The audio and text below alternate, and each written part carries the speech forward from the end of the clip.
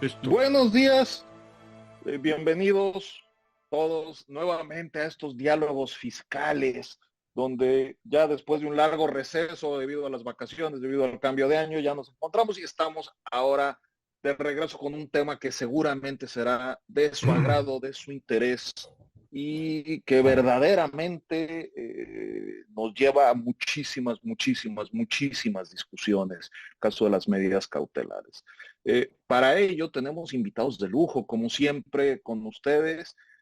Por favor, no olviden decirnos en el chat eh, de la plataforma de dónde nos acompañan, qué país, qué ciudad. O por supuesto, y los invitamos a que nos hagan sus preguntas, a que se acerquen para poder formar parte de estos diálogos. Y sin más, pues tenemos el enorme privilegio de presentar a nuestros invitados del día de hoy. Son la profesora Fabiana Shafrid de Argentina, el profesor Miguel de Jesús Alvarado de México y en unos minutos más esperemos que ya se conecte el profesor Marco Elizalde del Ecuador.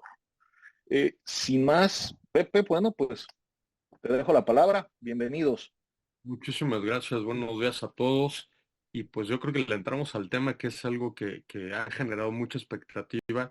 Tan es así que el número de participantes que tenemos. Entonces, yo empezaría, Miguel, preguntándote qué son las medidas cautelares. ¿Cómo podríamos ubicar el tema?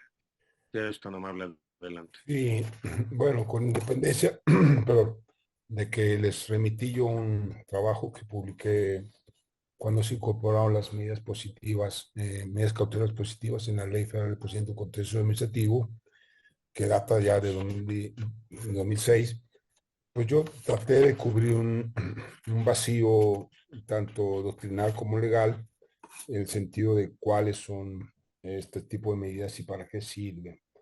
La verdad me sorprendió mucho que en el foro de los magistrados y magistradas del Tribunal Federal ya de Justicia Administrativa no tuvieron una idea y sobre todo yo observé un cierto temor en dictarlas.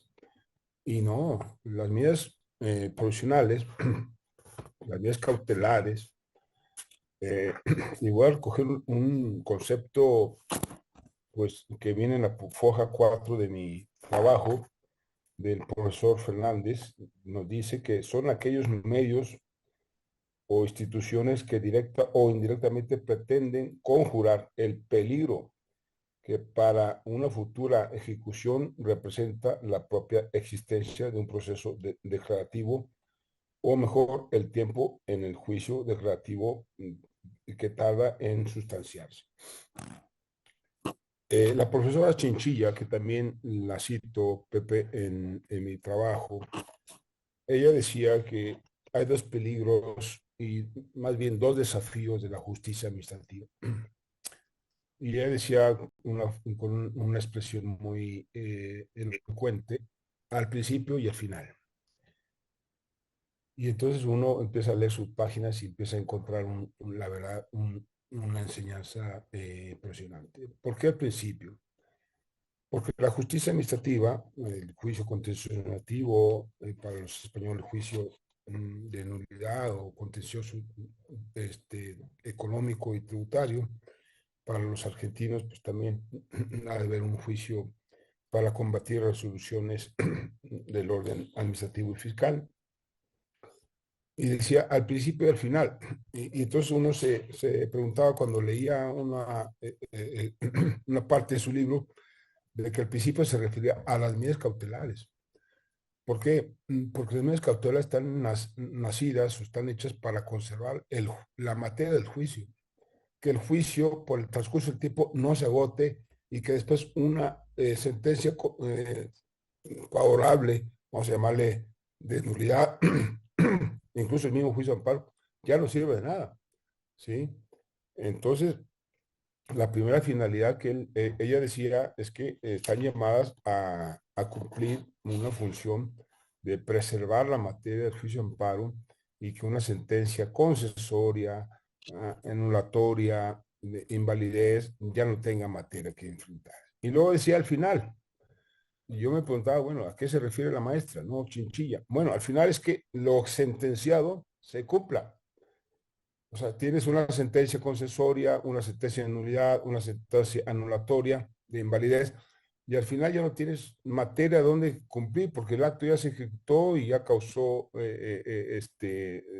la afectación al patrimonio jurídico o material de la parte actora en el juicio de nulidad o en juicio de amparo.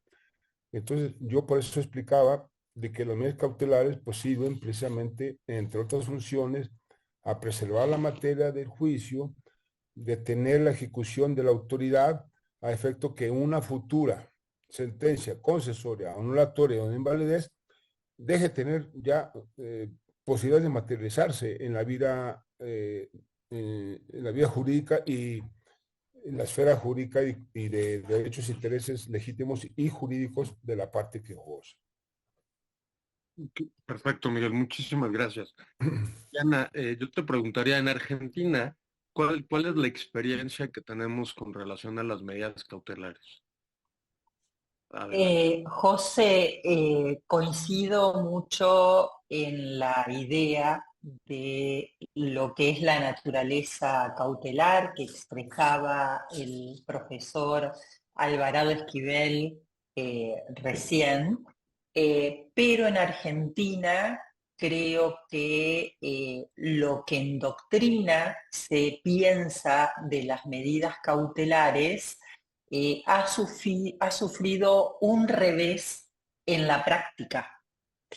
Y para esto me gustaría hablar de contextos brevemente donde se ha dado esta situación que voy a intentar describir.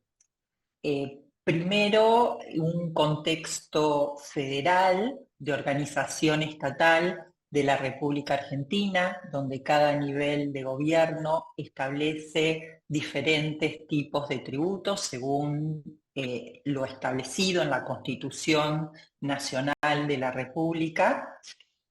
A su vez, hay una legislación de fondo común, pero las reglas procesales son diferentes en cada jurisdicción provincial y en la Ciudad Autónoma de Buenos Aires y también en la Nación.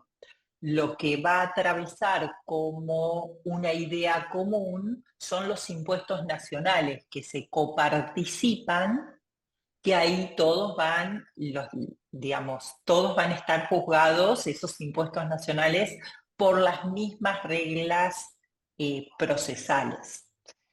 Sin perjuicio de esta dispersión normativa, vemos que cuando hay una tendencia legislativa a arreglar, por ejemplo, el instituto cautelar de un cierto modo, hay otras jurisdicciones que intentan a través de sus legisladores poder volcar esa experiencia de otra jurisdicción, ¿no?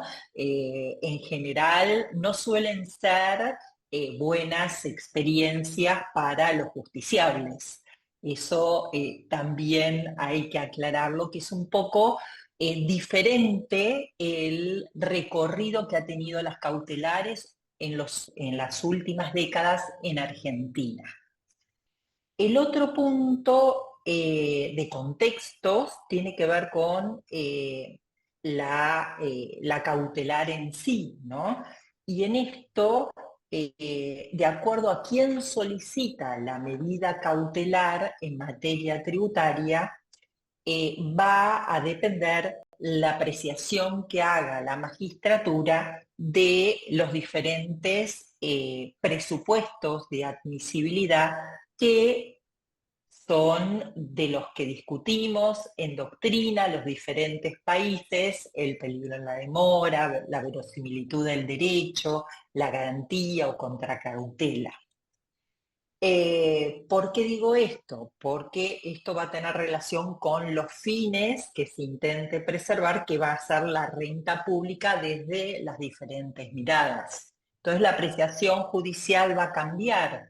Si es el Estado en el que en un proceso de ejecución fiscal o apremio para el intento del cobro del tributo solicita un embargo para preservar su crédito, a cuando es un contribuyente responsable el que lo solicita, donde ahí va a haber mayor intensidad y rigurosidad en la mirada de los presupuestos, o cuando es un conflicto de los estados en coparticipación, diferentes niveles de estados en materia de coparticipación, donde también la finalidad, que es preservar el sistema federal, la importancia de los estados discutiendo cuestiones tributarias, va a requerir otra apreciación de esos presupuestos. En esto, como decía hace un rato, se observa una desnaturalización por parte de los legisladores del instituto cautelar. Y el mayor ejemplo de esto es la ley 26.854 para el nivel nacional. Antes, para los impuestos nacionales, la nación se regía, a nivel nacional, se regía por el Código Procesal Civil y Comercial en lo que era aplicable. Ahora, hace unos años, con una ley específica de cautelares, cuando el Estado es parte, se ha desnaturalizado el instituto cautelar, a tal punto que se establece un plazo determinado para la vigencia del instituto, provisional, cuando el proceso puede llevar más tiempo, entre otros ejemplos que podremos debatir a lo largo de esta jornada. En el ámbito de la ciudad, que es el ámbito del que puedo hablar por mi desempeño, que es en el contencioso administrativo y tributario de la Ciudad Autónoma de Buenos Aires, también se dio un proceso inverso. Primero una ley contenciosa con una legislación cautelar amplia, protectoria en el sentido que nos contaba el profesor, y después con la sanción años más tarde de la ley de amparo de la ciudad, tendiente a restringir el instituto cautelar también. Y todo esto se inserta en un medio de lo que llamo la deslegalización del ordenamiento tributario, con un mayor desequilibrio en la relación de los contribuyentes responsables con la administración tributaria, en un sistema que también está, que fue discutido en Argentina, que es un sistema de apremio o de juicio de ejecución fiscal eminentemente judicial por nuestra organización constitucional, que fue debatido.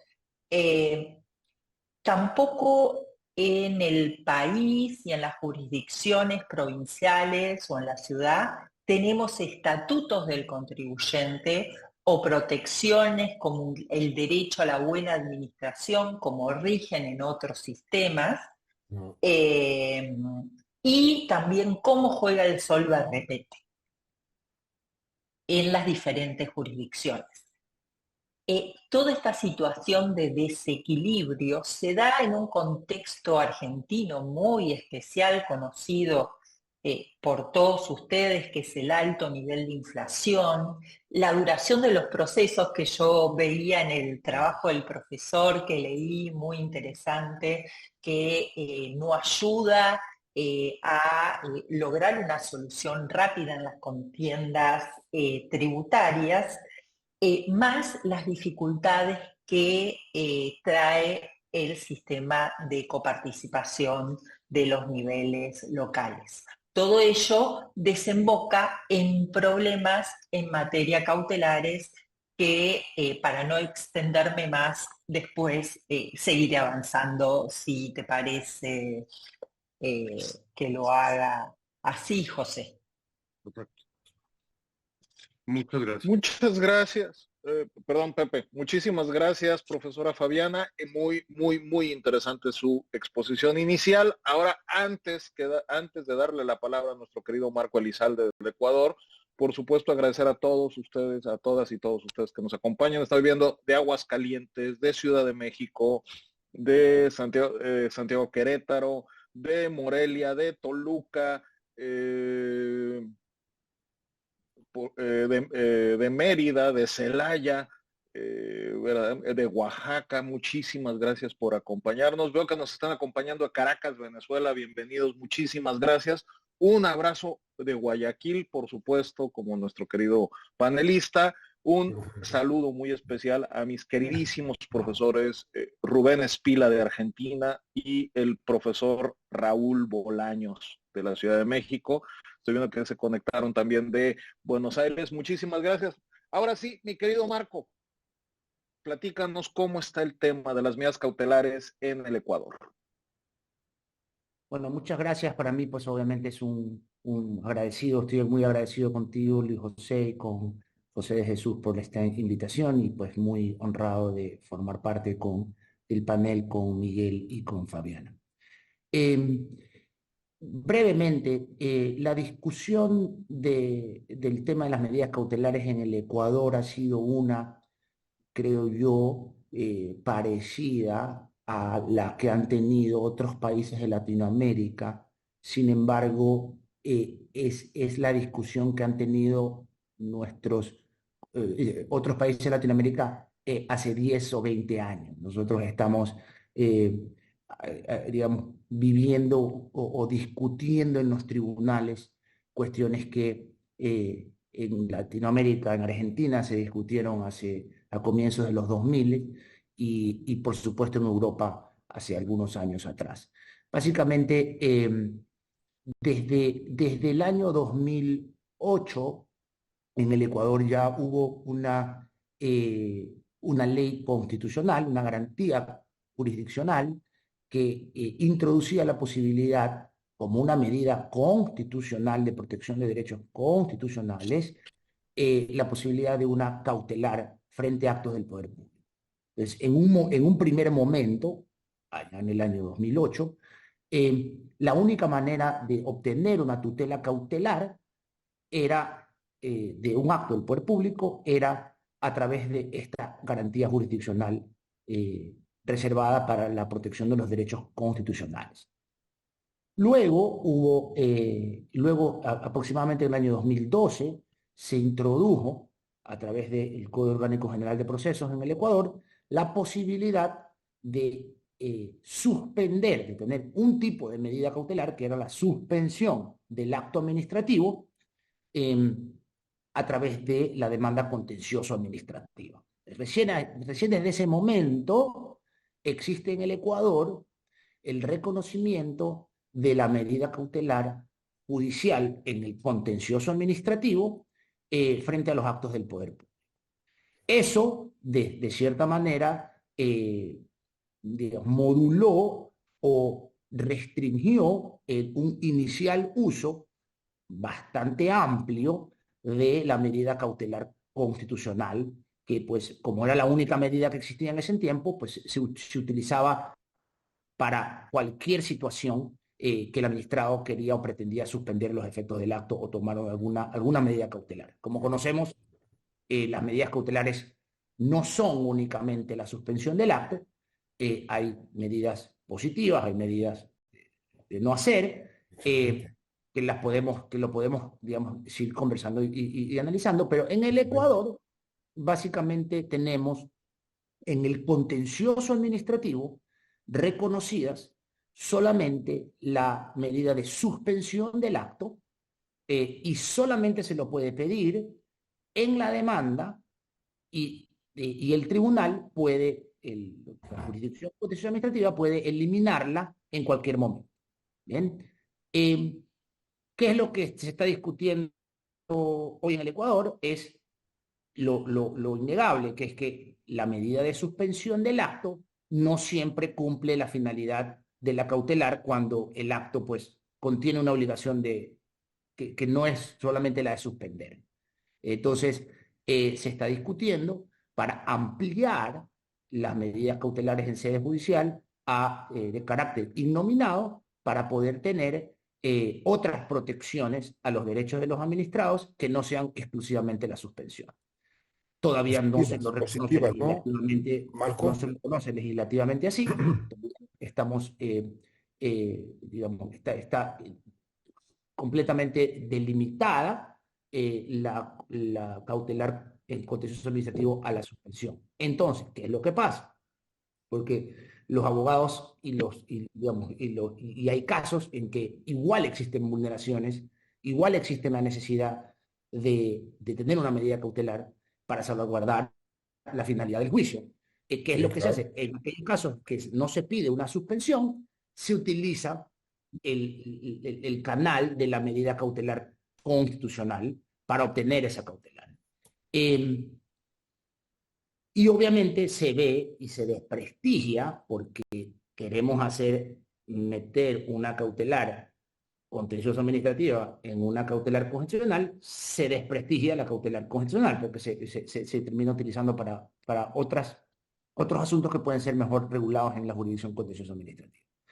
Además de también en el procedimiento administrativo previo, que también debería robustecerse las posibilidades de las cautelares. Yo voy a terminar sin perjuicio de, por supuesto, seguir profundizando, voy a terminar en cambio con qué es lo que vemos en todos los países, ya esto sí es un tema global, es que los procesos de conocimiento, con los estándares de pruebas que se requiere, son procesos siempre largos. No hay procesos expeditos que sean realmente, que garanticen los derechos de las partes involucradas, peor en el tema contencioso administrativo. Entonces, cada vez más, la tutela cautelar está siendo realmente la protectora o lo más importante en un pleito. Cada vez escucho más a clientes, a colegas de Argentina, de México, de España, de Perú, decirme algo en estas líneas. Y esto es por lo importante del tema y lo importante de este conversatorio, de este foro que estamos teniendo. Cada vez escucho más a colegas, clientes, amigos, a profesores decir algo en estas líneas.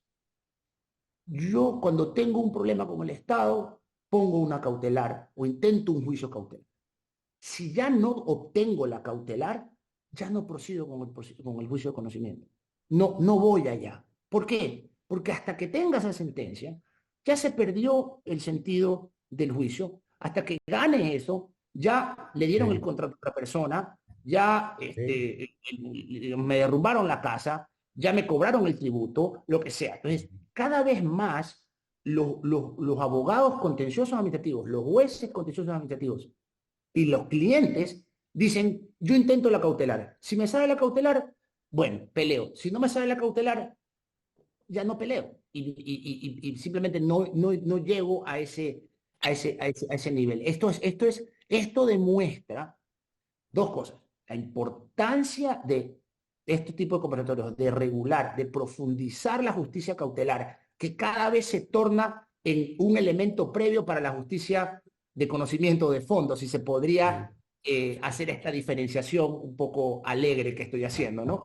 Pero cada vez más esto es un problema importante y que demuestra también, desde el otro esquema, que los procesos de conocimiento tienen que ser más dinámicos y esto no es solo un tema de recursos, no es solo un tema de tener más jueces, sino que hay que pensar en una transformación radical de los procedimientos de conocimiento para que en todo el mundo, Ecuador está siempre a la cola muchas veces a la cola de todo esto, pero en todo el mundo estos procesos de conocimiento tengan tiempos más expeditos de resolver. Por eso la importancia de este foro.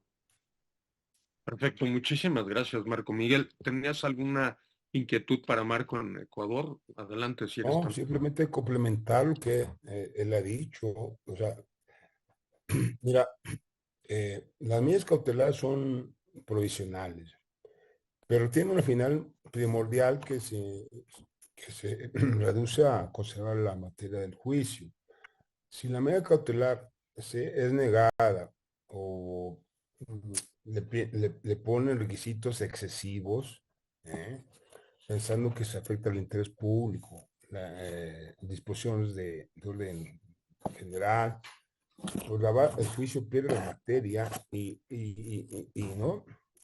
Entonces me gustó mucho la exposición de Marco Antonio, porque en ese sentido, las medidas cautelares, yo te decía, al principio de tener y al final, que tengan una reparabilidad, todo aquello que ha sido objeto de la controversia, y pues no, incluso hasta positivas, obligar a la autoridad a expedir una licencia de funcionamiento, a expedir un permiso de bebidas alcohólicas, si tú quieres, o un permiso de, bueno, de transitar por eh, en la Ciudad de México, lo que sea.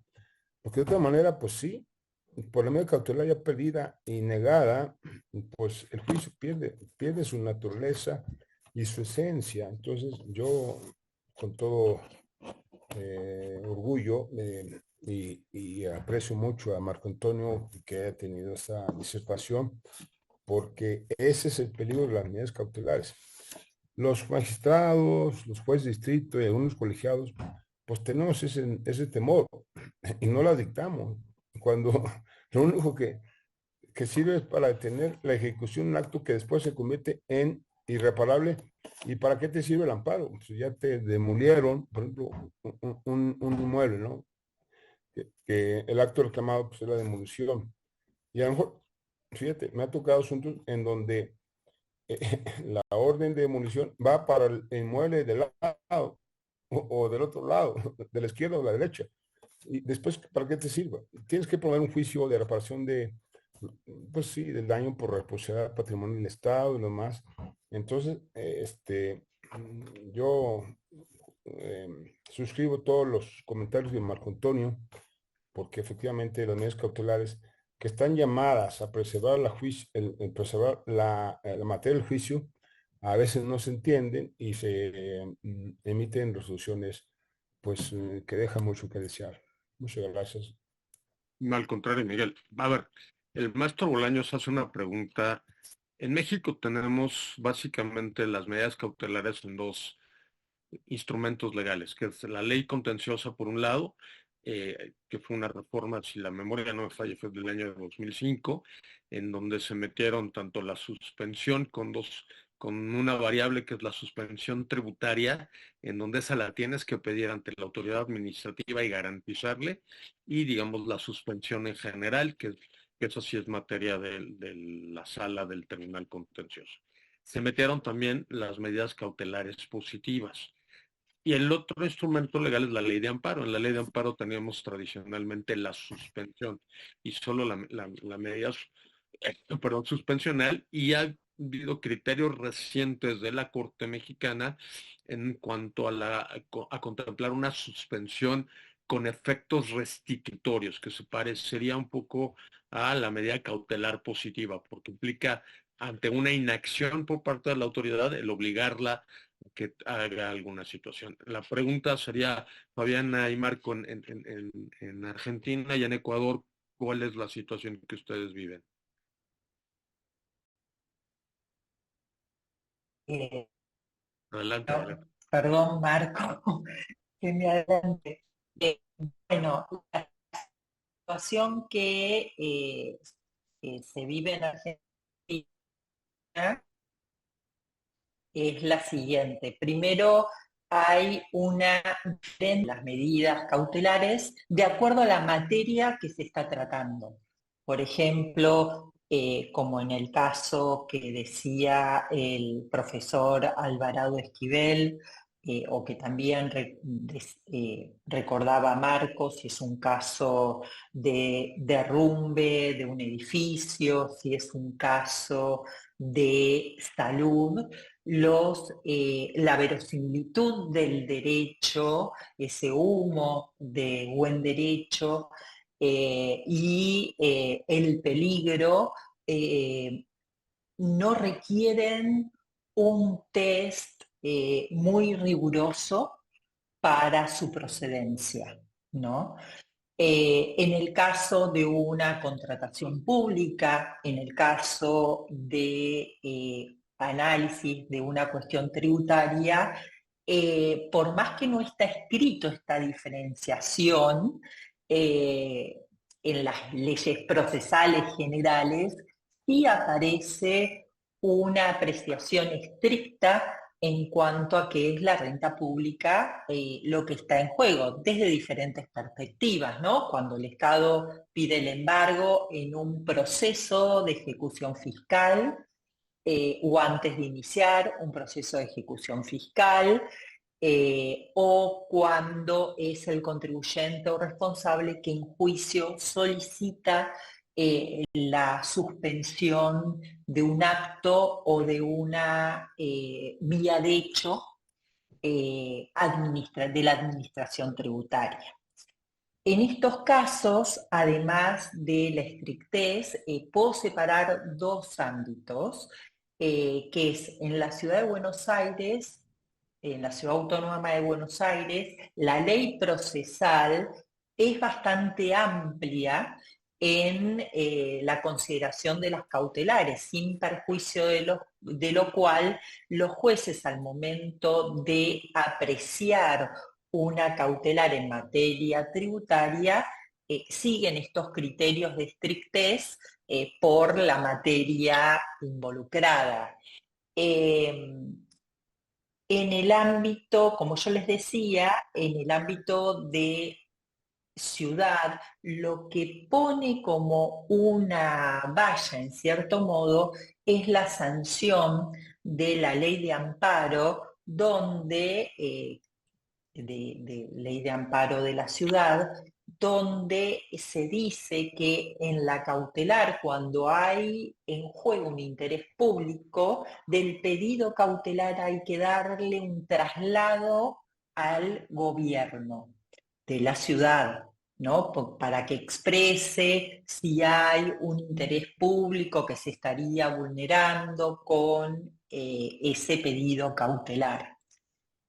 Y si bien esta norma no era de aplicación, digamos, obligada por parte de los jueces, sí hubo un caso relativo que tenía que ver con el derrumbe de un lugar que se discutía si era un lugar de preservación histórica o no, donde se da una cautelar inaudita aparte, que para nosotros es parte de la esencia del instituto cautelar, y el Tribunal Superior de Justicia de la ciudad anula todo el proceso porque dice, no se ha dado traslado del pedido cautelar. Con lo cual ahora los magistrados cuidan mucho de dar traslado del pedido cautelar para evitar la nulidad del proceso.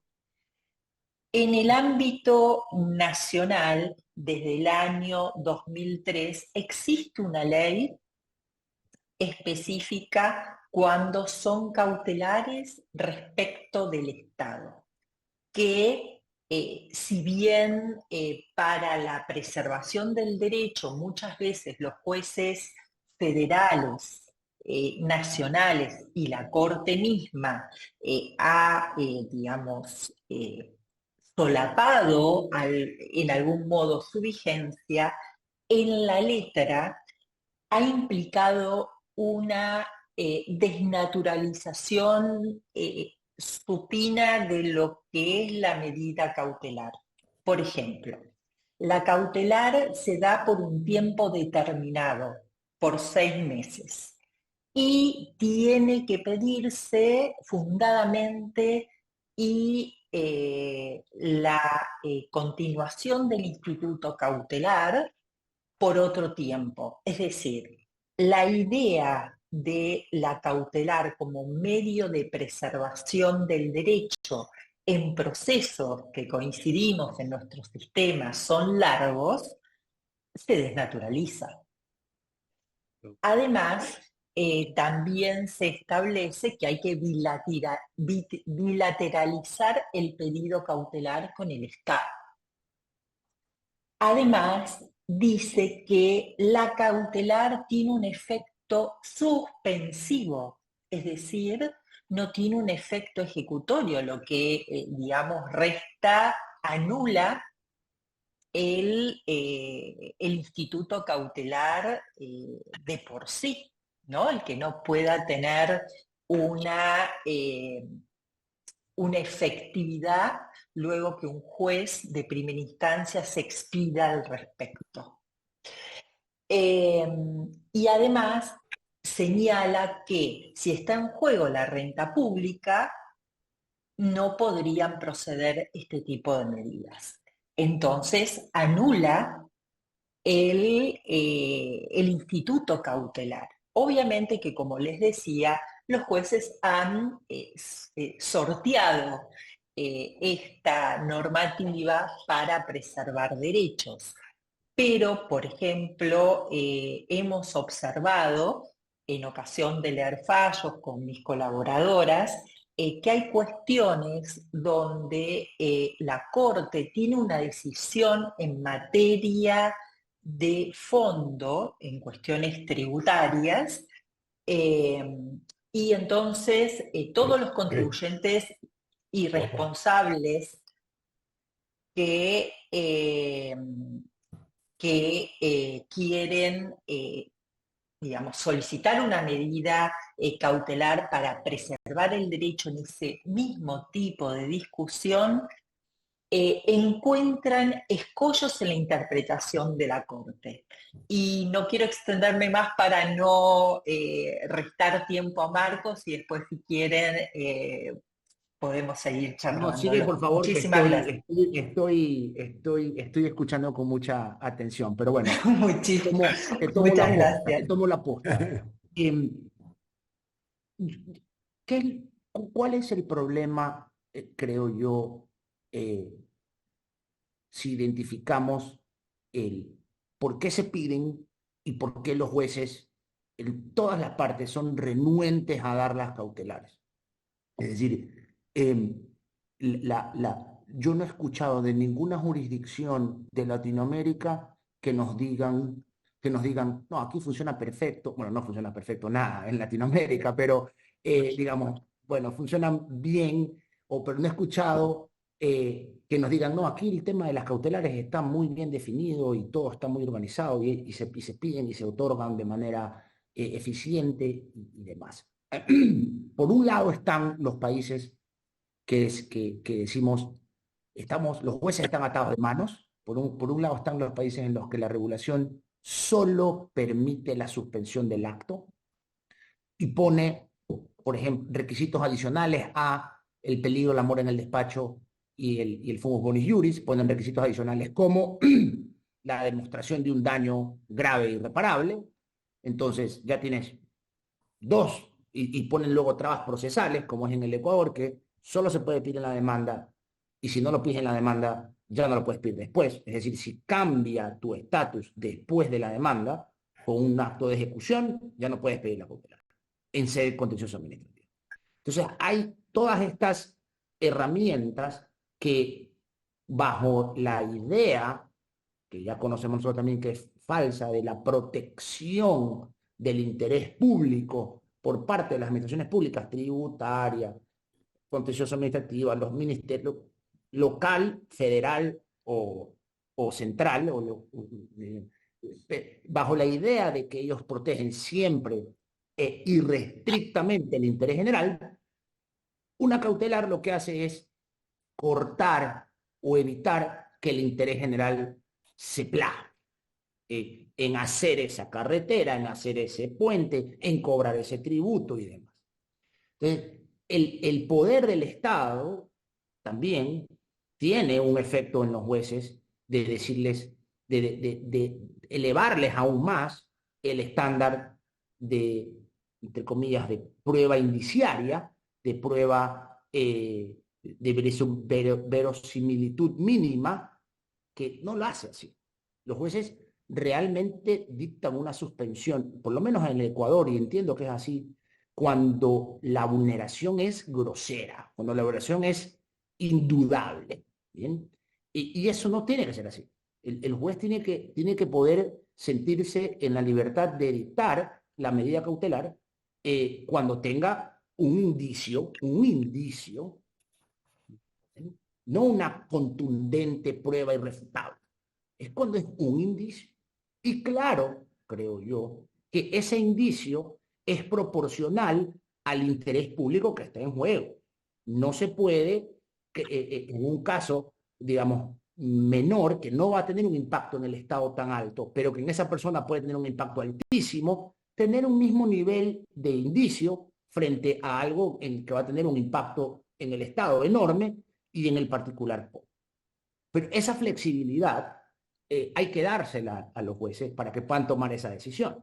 Y lo segundo, para tomar la decisión cautelar, y lo segundo es la indispensable, indispensable ampliación del instituto en las medidas cautelares, no solamente a las de suspensión, sino también a las innovativas, como se llaman, de salvaguardar accesos a la salud, tratamientos, becas y demás, infinidad de situaciones, porque la vida no te da situaciones que están planificadas, te da infinidad de situaciones en las que necesitas de una determinada actuación o no actuación del Estado.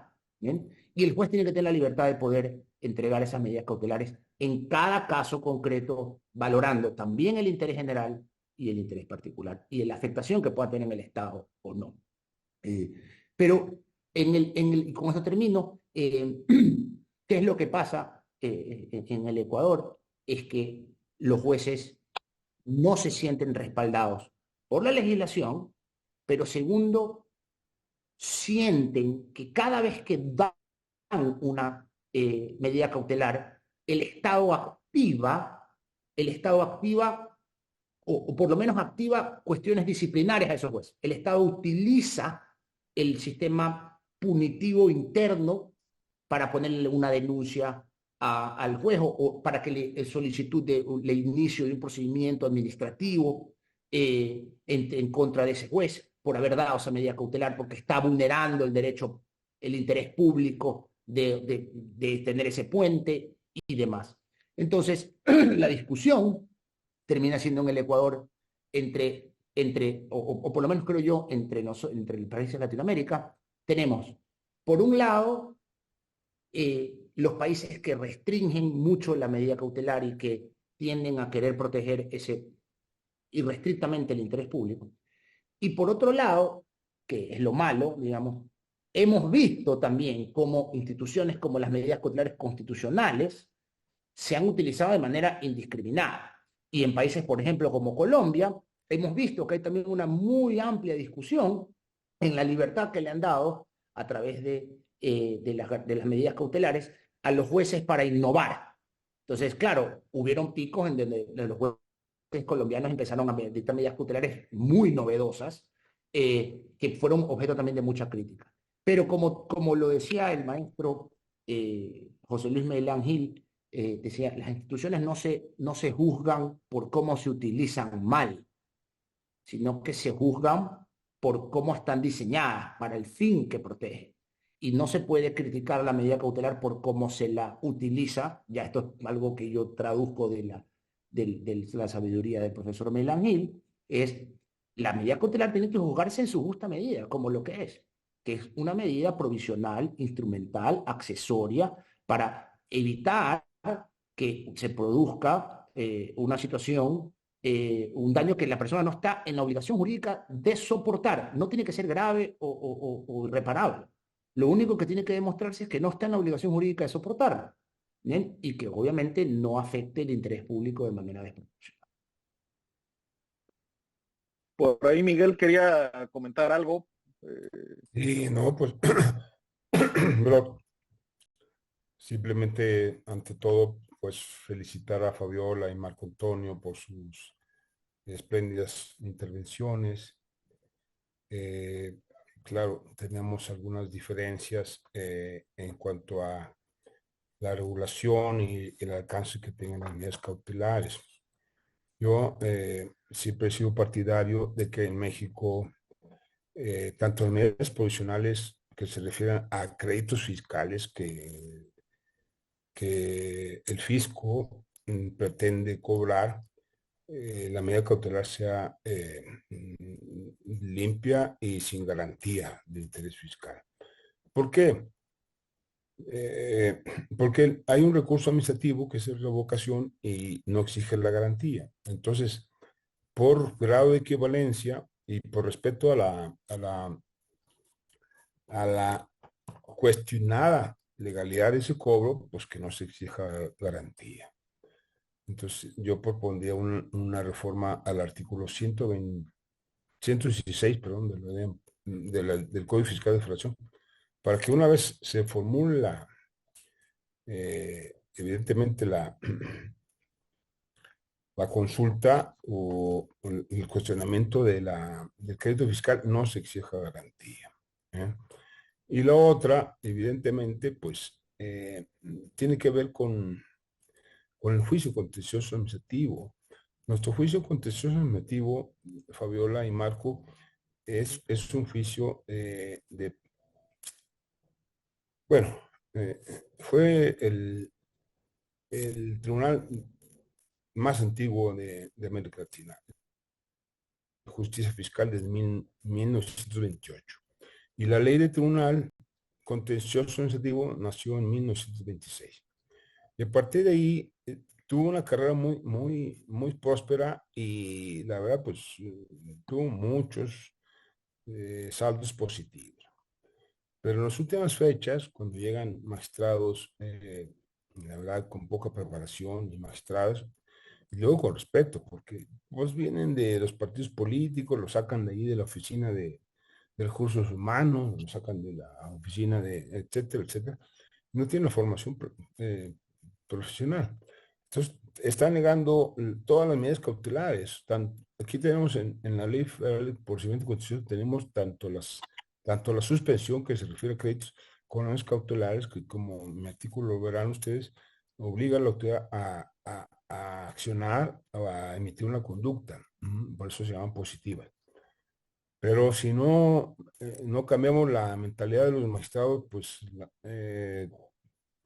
Fabiola, Marco, pues de poco sirve tener una regulación muy, mejor, completa, una regulación plena, porque en la práctica no se ve, no dictan medidas positivas, no dictan medidas cautelares, nada, me tienen miedo y por eso, pues me alegra escucharles, pero por ejemplo, Fabiola, no tiene que haber no tiene que haber ¿cómo se llama? Un reclamo fiscal, o sea, la medida cautelar, eh, pienso yo que sin garantía, porque sí es un requisito de efectividad.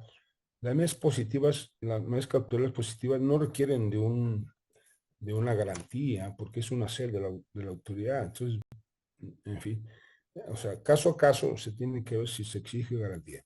Pero la garantía, cuando estás tú en la esfera de la autoridad, o sea, en el campo, juez y parte de la autoridad, no tienes que pedir garantía para nada. Las medidas cautelares se tienen que dictar independientemente de que se garantice. Porque además, si te vas al recurso, es optativo.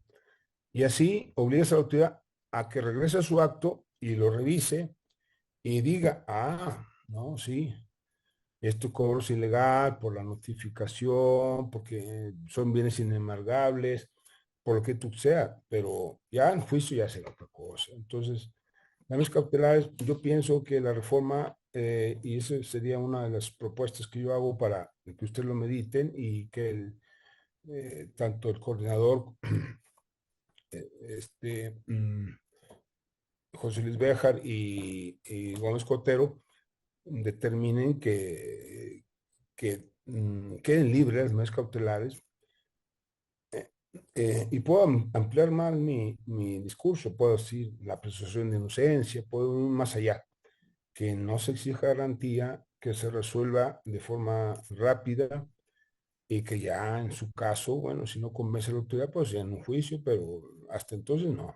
Porque si no, sí, yo sé que son instrumentales y preservan la materia del juicio, pero de otra manera, pues también es un costo y las medidas cautelares están hechas, articuladas, mejor dicho, con un espíritu de buena fe para impedir ejecuciones, embargos, cobros, que no está todavía reconocida su legalidad. ¿Mm? Sigue el juicio, sigue el juicio. Pero de momento ya te embargaron, te ejecutaron, te negaron la devolución y eso a mí, la verdad, pues bueno, con todo respeto, pienso que ni garantía y hasta resulta del juicio. Todas las medidas cautelares deben tener libertad de aseguramiento de lo debido. Muchas gracias. Gracias a ti, Muchas Miguel. gracias. Perdón, Luis. Perdón, Pepe. Muchas gracias, Miguel. Como siempre, muy, muy, muy interesante y siempre poniendo el dedo en la llaga, en los problemas que nos brincan. No pude evitar, de escucharlos a los tres, no pude evitar acordarme en una frase del profesor francés Jean Rivero, que decía que aquel juez que busca las respuestas nada más en el texto de la ley, flaco favor le hace la justicia. Eh, eh, Muy bien, muy bien. Muy bien. Y gracias. Y ahorita escuchándolos a los tres me quedé pensando, y sobre todo ahorita en tu último comentario, Miguel, y lo abro a los tres, dabas un tema que ha sido complejo en México, que es muchos magistrados, no me atrevo a generalizar, pero sí creo que evidentemente muchos magistrados han salido directamente de la administración pública, y desafortunadamente se ha malinterpretado como el tribunal administrativo como una extensión de la administración pública que no debería de serlo. Pero ahí va digo, más allá de eso, tengo grandes amigos magistrados que son excelentes jueces, sin lugar a dudas, tanto en Poder Judicial como en el contencioso. Pero mi pregunta es, con las medidas cautelares, ¿qué tanto es, a lo mejor, como señala Marco, temor de represalias internas, temor de un órgano interno de control, temor de un control exagerado? ¿Qué tanto es disciplina hacia el gobierno? ¿O qué tanto es mera paranoia de ver moros con tranchetes? Y perdón, aclaro este punto. En alguna ocasión me tocó ver impartir un curso, me reservo dónde, nada más por educación, y donde una juez o magistrado tal vez me dice, es que el litigante es mentiroso.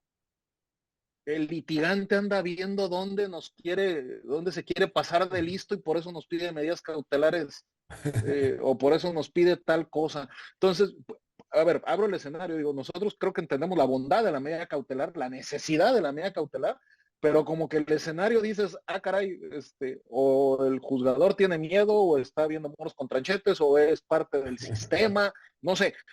Abro el comentario para los tres.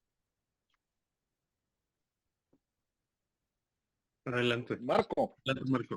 Yo quiero empezar aquí así es hablar desde Ecuador y que las coincidencias que seguro las hay, las digan ustedes, para yo no meterme en de jurisdicción que no conozco.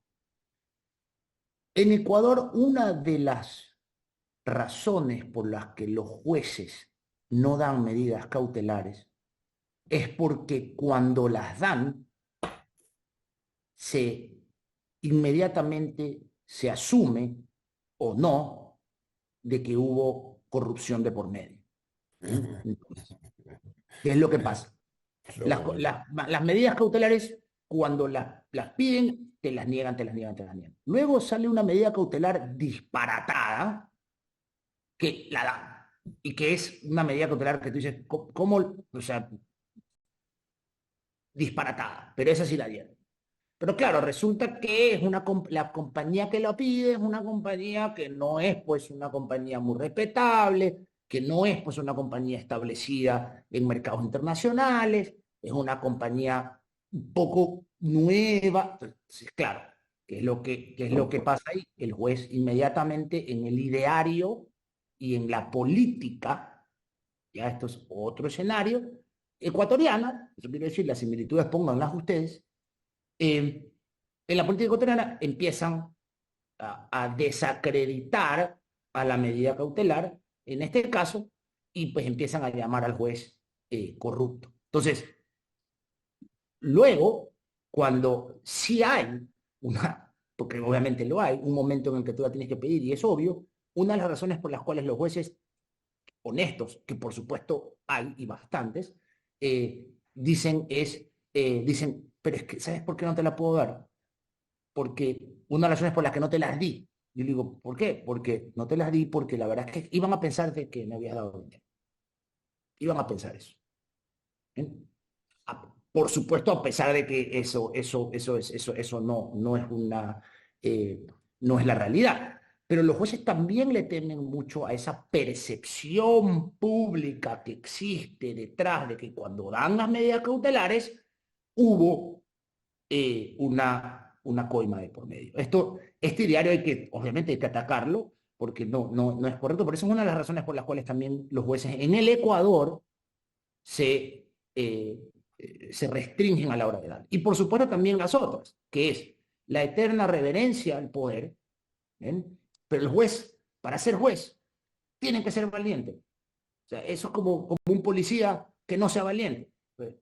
Hay características para gente que no tenga tanta valentía, que puede hacer cuestiones en otras cosas muy útiles. ¿Ven? Pero un juez tiene que ser una persona valiente y tiene que estar dispuesta, peor aún si es un juez contencioso administrativo, a cuestionar el poder. ¿Bien? Entonces, si eres una persona que hay, y muchos jueces honestos en el Ecuador, hay jueces honestos en el Ecuador, pero temerosos, como el ejemplo que tú acabas de poner. Honestos pero temerosos. Y que dicen ampliamente, yo no me voy a meter en problemas. Yo voy a negar todas las cautelares. Siempre. Porque ¿cuál es la consecuencia si niego la cautelar? Ninguna. Ahora, si la doy, me inician un sumario. Si la doy, van a decir que cogí dinero.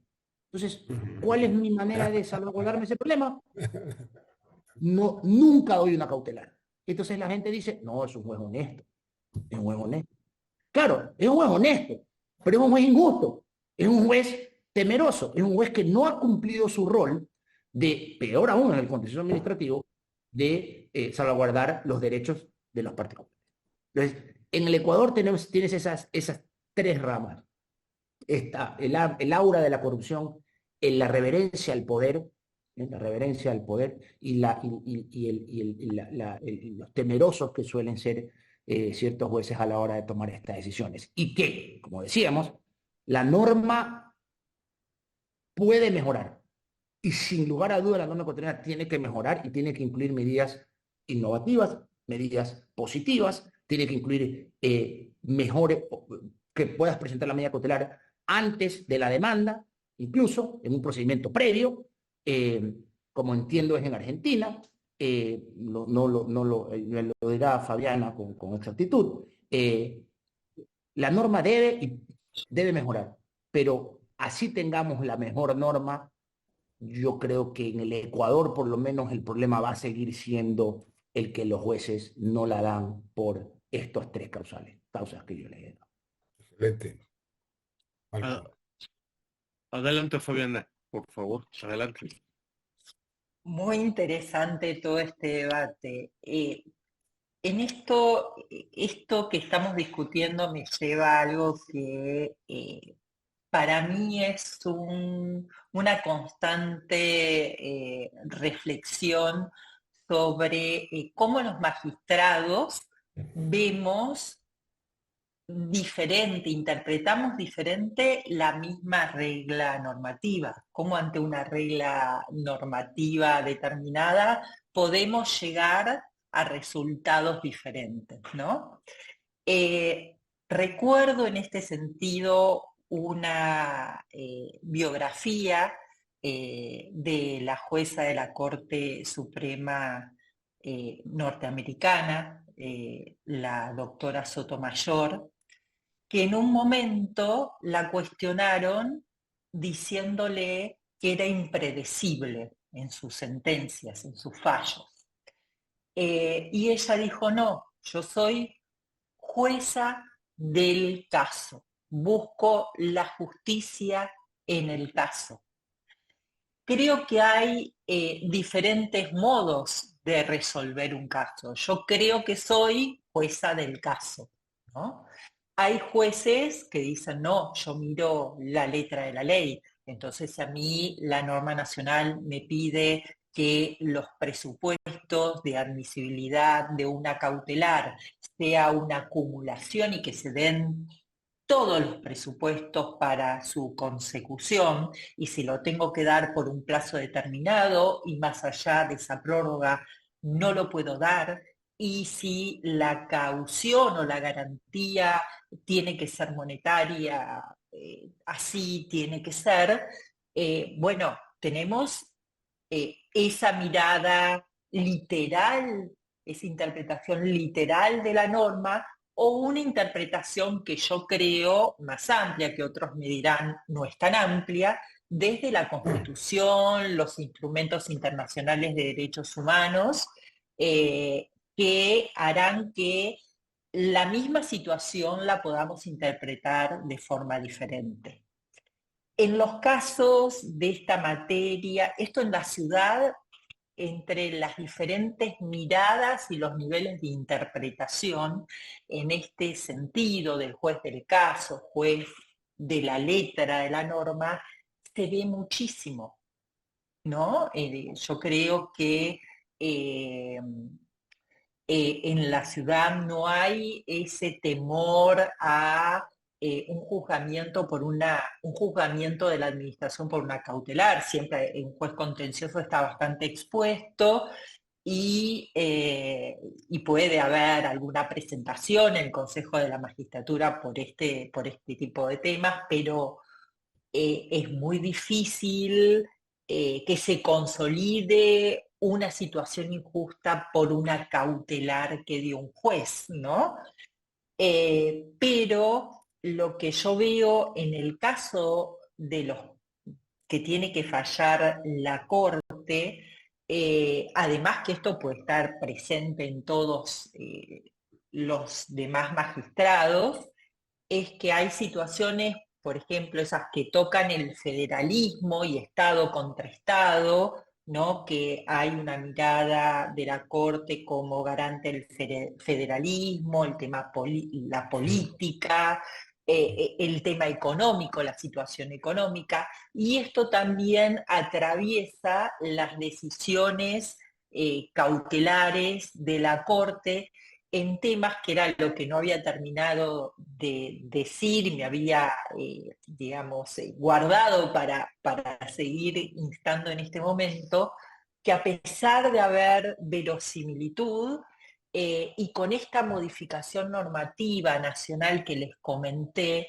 la Corte ha introducido en sus fallos la idea del peligro irreparable en la demora, es decir, con un aditamento más estricto. Y esto lo ha ajustado, como lo discutía con una colaboradora mía, Florencia Fontana, en ocasión de la preparación de esta charla, que lo hace con diferentes argumentos, de acuerdo a, tiene en cuenta el estado de solvencia de la empresa, si la medida cautelar, por más verosimilitud que le tenga, la suspensión del acto que intenta, no subvierte el desenvolvimiento de la empresa, entonces hay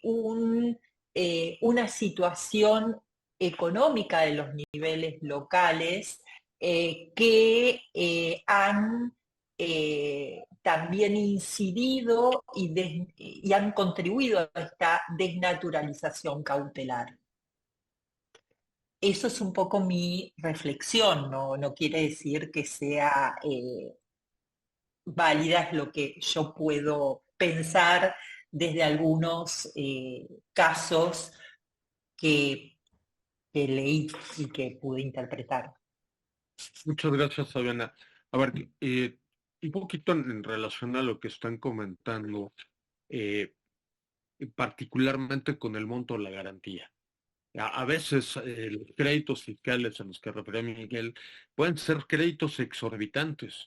Me ha tocado ver créditos inimaginables para la capacidad económica de un determinado contribuyente.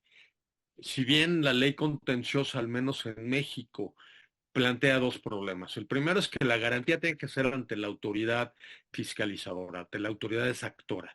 A ella le tengo que garantizar. Y solamente que no me aceptase la garantía por alguna situación, podré ir al contencioso para cuestionar sus argumentos.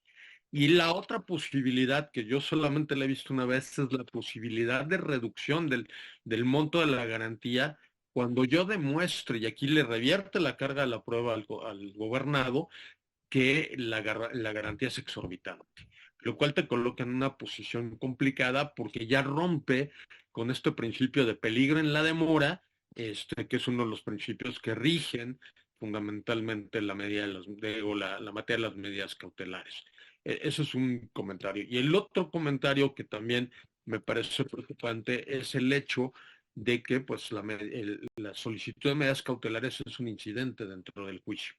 Por lo tanto, tengo que iniciar el juicio. En su origen, en la iniciativa, cuando se planteó la reforma, se proponía que la medida cautelar fuera independiente e incluso se pudiera tramitar previamente a iniciar el procedimiento judicial o el procedimiento contencioso. Aquí no puedes. Aquí tienes que ir presentando la demanda primero y como incidente pedir la medida cautelar. Es decir, estás amarrado, por llamarlo de alguna manera, incluso a la admisión del juicio. Si por alguna razón no te admiten la demanda porque te previenen o por lo que sea, pues la medida cautelar ni siquiera la estudian. Entonces pierde todo el sentido de las medidas cautelares, me parece a mí. Miguel, ¿tenés algún comentario? Por favor, adelante. Sí, gracias, Pepe. Mira, tú sabes que en nuestra legislación, no sé, Fabiola y Marco, a lo mejor tengan otra legislación, pero cuando combatimos un crédito fiscal, independientemente del monto, tenemos como una opción recurrir ese crédito a través del recurso de revocación y no exige la legislación que garantice, ¿no? Porque se supone que el recurso de revisión, digo, hay muchos autores que así lo han ya pues enseñado y igual nosotros recogemos esas enseñanzas. No se trata de un litigio así, dos partes enfrentadas, no, sino tiene una finalidad, digamos, vamos a llamarle, de que la autoridad revise su acto y si el acto es ilegal, que en vez de un largo juicio, perdón, y otro, un amparo después, pues se compensa que, pues, digo, hay violaciones tan evidentes como la falta de competencia de la autoridad. Te citan un acuerdo de delegación totalmente ya derogado, ¿no? Entonces, digo, ¿para qué hacer un juicio enorme que dura? En México, tanto Marco como Fabiola duran a veces hasta 3, 4 años, ¿no? Wow. Si, Entonces, bueno, si me permites, Miguel, sí. desafortunadamente el recurso administrativo se le conoce como el complejo de obispo, porque Sí, nomás da sí, confirmaciones. pura confirmación. De hecho, ya el recurso de revocación ya se llama recurso de reconfirmación, como bien dice nuestro estimado y querido amigo, el profesor, eh, eh, los que es el director ahorita, ¿no? De, de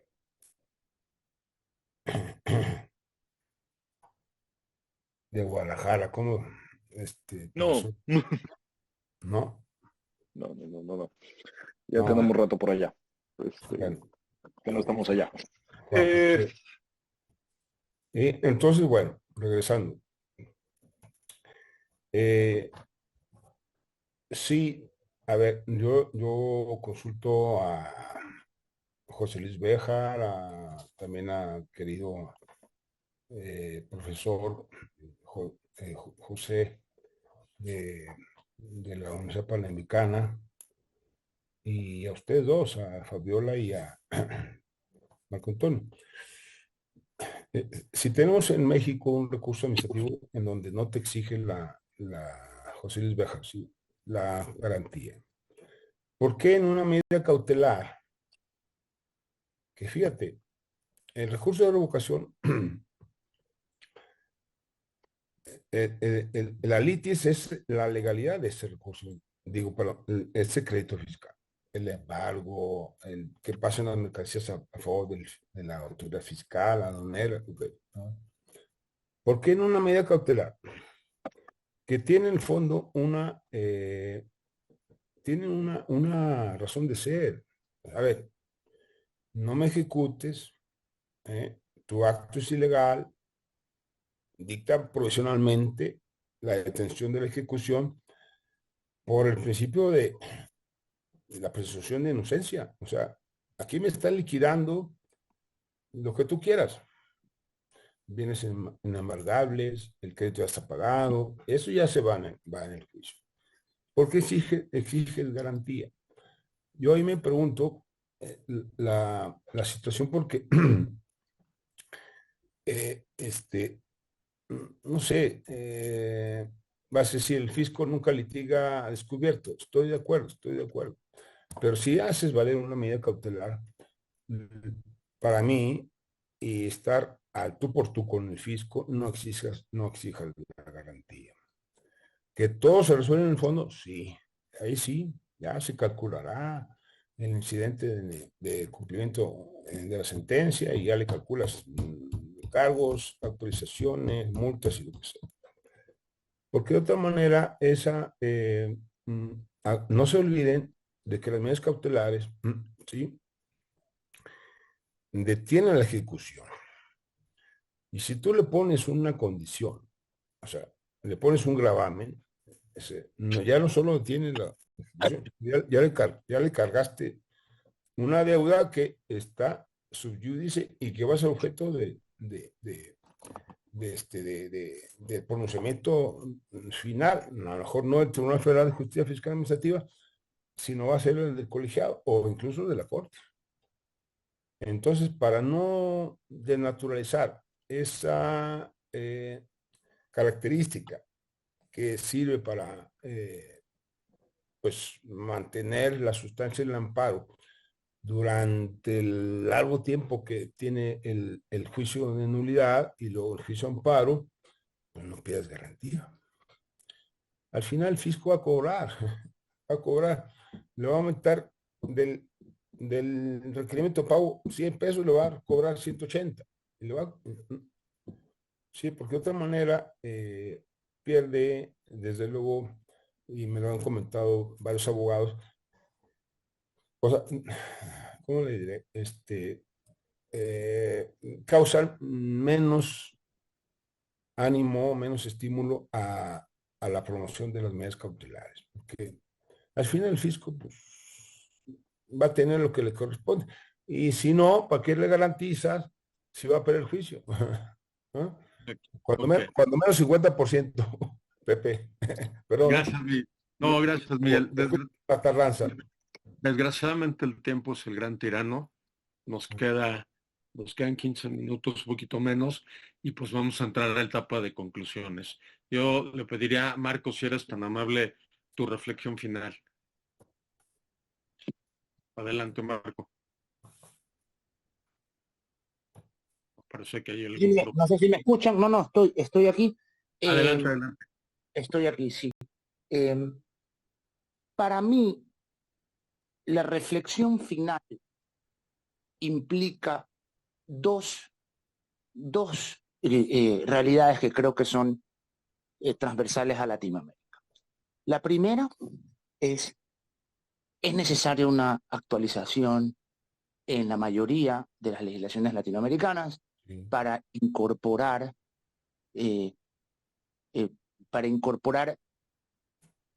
digamos, herramientas procesales que permitan solicitar medidas cautelares sin atarlas al procedimiento, sin la obligación de tener iniciar el expediente de conocimiento, ¿bien? Por ejemplo, implementando procesos sumarios previos a la garantía, al proceso de conocimiento en el que se pueda solicitar la medida cautelar. Eso es algo que en Ecuador no existe y de lo que conozco, pues justo lo acabas de decir tú, José, en el que tampoco se pueden los temas tributarios. Entonces, creo que hay que, en el tema legal, en el tema de normativo, hay que mejorar el procedimiento para solicitarlas, ampliándolo incluso a previo y durante también, por supuesto, del procedimiento. Lo segundo es que debe ya establecerse de forma general en el que las medidas cautelares no solamente son de suspensión del acto. Esto ya esto está superado completamente desde el punto de vista teórico y evitar limitar las medidas cautelares solamente a la suspensión es insuficiente. Sí. Y tenemos que ya de una vez por todas implementar esta medida a través transversal. Y luego viene lo más difícil, que es lo que hablábamos, que es cambiar esa cultura judicial para que las medidas cautelares no sean asociadas a vulnerar siempre el interés general. Bien, siempre el juez, siempre hay esta idea de que si das una medida cautelar estás favoreciendo el interés particular de esa persona y no estás tomando en cuenta el interés general público de la administración que representa pues el bien común, ¿no? Esa frase trillada y hueca y falsa que siempre se utiliza y que evita que los jueces pues tomen las medidas que tienen que tomar, en particular las medidas cautelares para evitar los daños que los particulares, los gobernados, no estamos en la obligación jurídica de soportar. Entonces, el segundo es un problema, diría yo, hasta más complejo de resolver que el primero, porque el primero, para nosotros los juristas, sabemos, tenemos que reformar en cada país, qué normas tenemos que cambiar, qué tenemos que poner, pero lo segundo es algo que por lo menos a mí escapa de avisorar una solución. Están llegando muchas felicitaciones. Muchísimas gracias, Marco. Miguel, serías tan amable tu reflexión final. Adelante. Yo en mi práctica jurisdiccional de juez y secretario de la Corte, como proyectista, y ahora ya prácticamente 15 años en el tribunal colegiado, que vemos asuntos de legalidad, pienso que, y lo digo con mucho respeto, porque conozco muchos, pero otros son magistrados y magistradas políticas, ¿no? No tienen ningún perfil y ni siquiera la experiencia jurisdiccional, ¿no? Pero aquellos antiguos que sí hicieron una formación, digamos, jurisdiccional, porque fueron secretarios, fueron abogados de la materia, yo les digo que no tengan miedo a las medidas cautelares. Es que de poco sirve que la autoridad, que siempre es beligerante, pues no tenga ningún impedimento. Entonces, que los litigantes tengan esa preocupación, esa valentía de solicitar esas medidas cautelares, tanto positivas como la suspensión. La suspensión, a lo mejor no fue explícito en mi plática, pero Marco y Fabiana, la suspensión es para créditos fiscales. Las medidas cautelares son para obligar a la autoridad a que actúe, asuma una conducta positiva. Entonces, que no tengan miedo, o sea, incluso sin garantía. ¿Por qué? Porque está cuestionada la legalidad del acto impugnado en juicio de nulidad. ¿Por qué pides garantía? O sea, ¿qué? ¿Vas a garantizar el interés social? ¿Una garantía? ¿Y para qué? Si el acto está cuestionado de su legalidad, incluso de su constitucionalidad. Entonces ya al final, en liquidación, en incidente, lo que sea, ya podrás exigir. Entonces, una medida cautelar a quien se le exija la garantía, me parece que los datos estadísticos que yo veo es innecesario que el tribunal, el magistrado instructor, si es juicio sumario o juicio, digamos, el juicio de nulidad normal, no pida garantía porque hace perder parte de la esencia de la medida cautelar en el sentido de preservar la legalidad o ilegalidad de la resolución impugnada. Y decía el profesor Walter Shaw, un profesor de allí del Reino Unido, concretamente en Escocia, él decía que sentir agradecimiento y no expresarlo es como entregar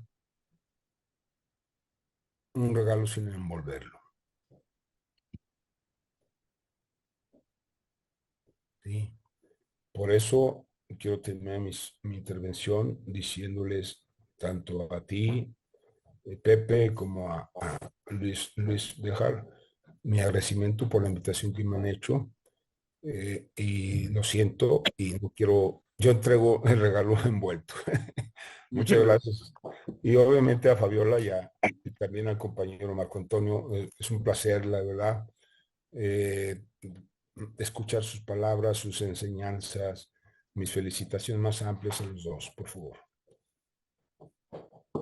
Muchísimas gracias, mi querido Miguel. Como siempre, un gusto escucharte. Y ya para cerrar las intervenciones y despedir el programa, Fabiana, por favor, una reflexión final. Bueno, muchísimas gracias. La verdad que ha sido una jornada muy interesante, muy agradecida por la invitación de vuelta. Como recién decía Miguel, un gran gusto de participar con Miguel, Marco y esta convocatoria de José, tuya, Luis, y bueno, la intervención de Denise en este aspecto. Estaba reflexionando sobre entonces qué es el interés general, ¿no? Porque parece que nuestras legislaciones consideran que el interés general es el interés del Estado, no de la sociedad a la que sirve ese Estado. Y eso me parece que es un punto interesante para poder indagar en cuál es el interés que se quiere preservar en este tipo de medidas. El interés de la actuación administrativa, el interés de la sociedad. En Argentina, a nivel nacional y en la ciudad de Buenos Aires, se puede interponer una medida cautelar antes de iniciar la demanda contenciosa.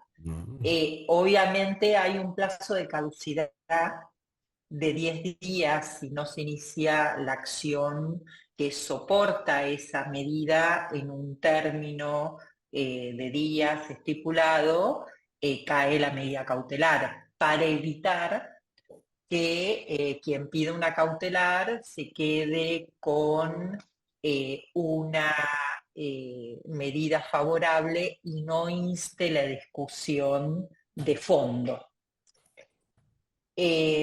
Por otro lado, hay como, vuelvo un poco al inicio, tenemos una diferente vara.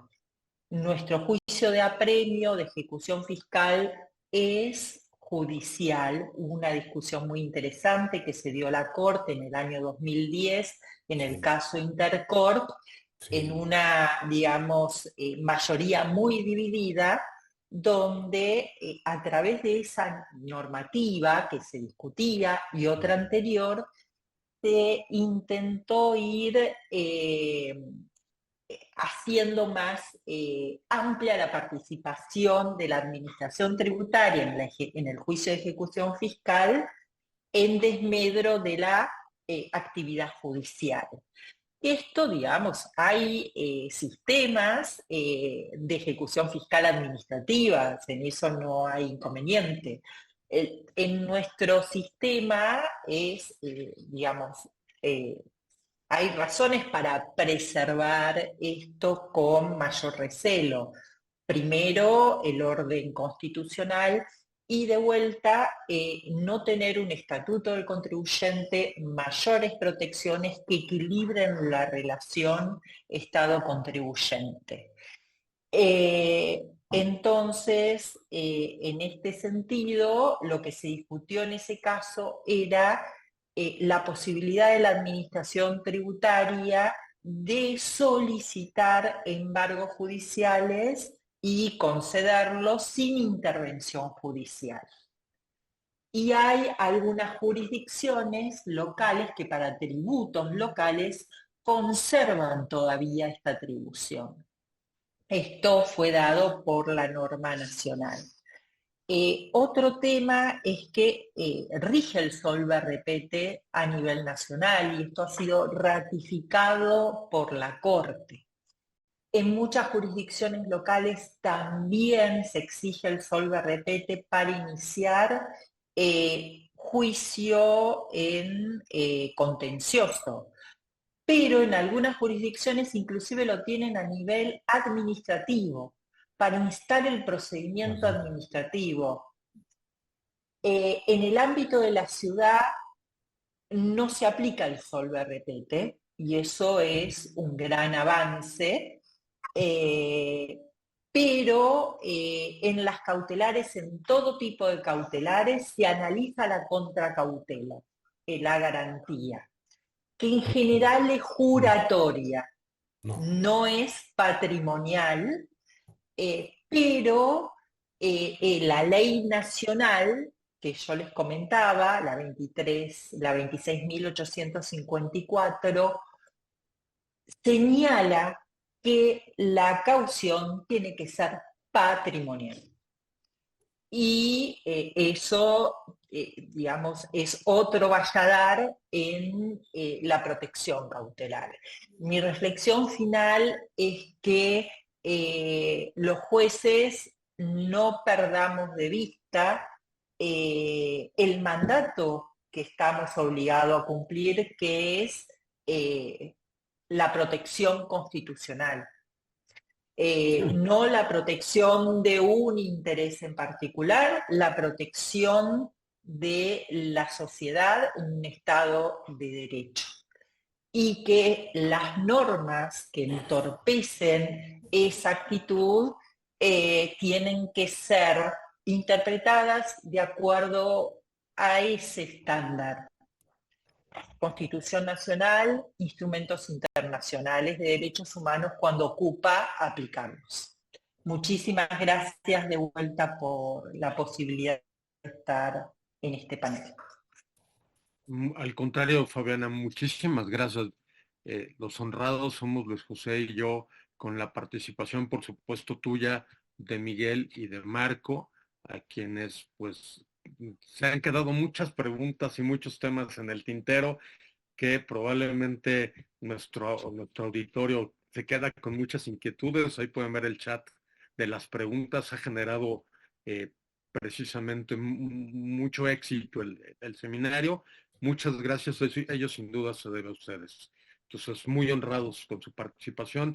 Y Luis, pues creo que ya llegó el tiempo y no nos queda más que cerrar el programa. Adelante. Así es. Muchísimas gracias a nuestros panelistas, por supuesto, a todas y todos los amigos, colegas que nos acompañaron de distintas partes de México, América Latina. Encantados de estar en este gran programa. Como dijo Pepe, nos quedamos con muchos temas en el tintero. Seguramente tendremos que retomar este diálogo fiscal en algún momento no tan lejano, porque seguimos todavía con muchos temas por ahí. Sin más, nuevamente muchísimas gracias. Los invitamos a acompañarnos para nuestros siguientes diálogos fiscales el próximo viernes 15 de marzo a las 8 de la mañana, como es nuestra costumbre, con el tema de la causal de desviación de poder. Muchísimas gracias a todos, que tengan un excelente fin de semana, Fabiana, y hasta la próxima. Pepe, José Luis, un abrazo. Muchas gracias por la invitación. Un abrazo. Muchísimas gracias a todos. Un gran gusto. Un gran gusto. Muchas gracias. Marco Antonio, gracias. Bye.